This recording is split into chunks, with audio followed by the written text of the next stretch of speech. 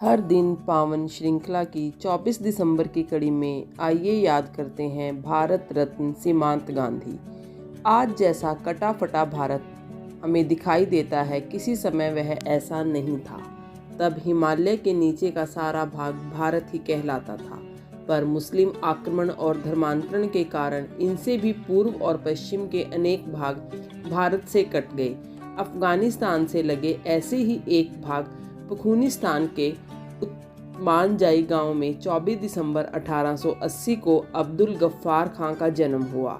उन दिनों इसे भारत का नॉर्थ वेस्ट या फ्रंटियर क्षेत्र कहा जाता था। इस क्षेत्र के लोग स्वभाव से विद्रोही एवं लड़ाकू थे।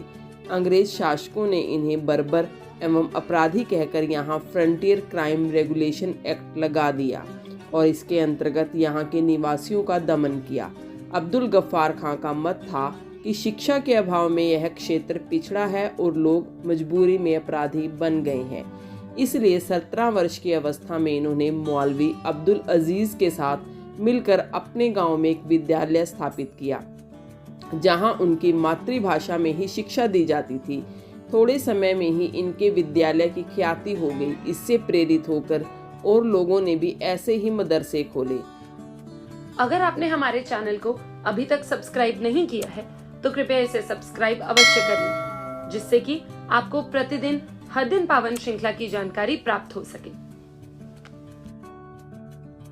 1921 में इन्होंने अंजुमन इस्लाम अल अफसाना आज़ाद हाई स्कूल की स्थापना की।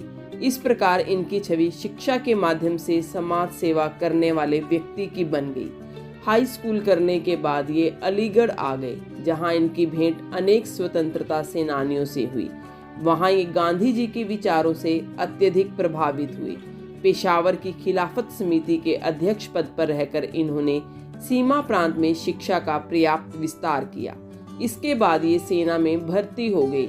एक बार ये अपने एक सैनिक मित्र के साथ अंग्रेज अधिकारियों से मिलने गए। वहां एक छोटी सी भूल पर इनके मित्र को उस अधिकारी ने बहुत डांटा। अब्दुल गफ्फार खां के मन में इससे भारी चोट लगी और इन्होंने सेना छोड़ दी। अब इन्होंने एक संस्था खुदाई खिदमतगार तथा उसके अंतर्गत लाल कुर्ती वॉलंटियर फोर्स बनाई। इसके सदस्य लाल रंग के कुर्ते पहनते थे। खान अब्दुल गफ्फार खां ने सदा अहिंसात्मक तरीके से अंग्रेजों का विरोध किया। प्रतिबंध के बावजूद ये जनसभाओं का नेतृत्व करते रहे। इस कारण इन्हें कई बार जेल जाना पड़ा। एक बार जब इन्हें पकड़कर न्यायालय में प्रस्तुत किया गया तो न्यायाधीश ने व्यंग्य से पूछा, क्या तुम पठानों के बादशाह हो?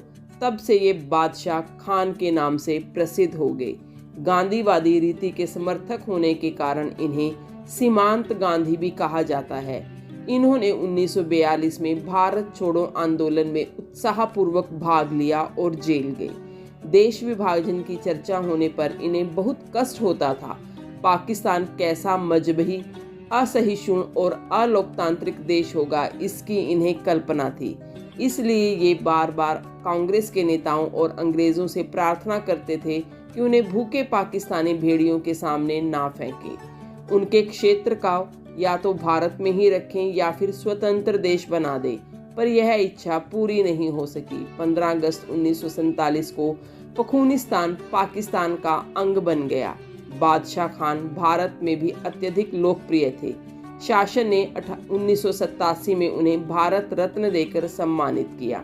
20 जनवरी 1988 को 98 वर्ष की आयु में भारत के इस घनिष्ठ मित्र का देहांत हुआ।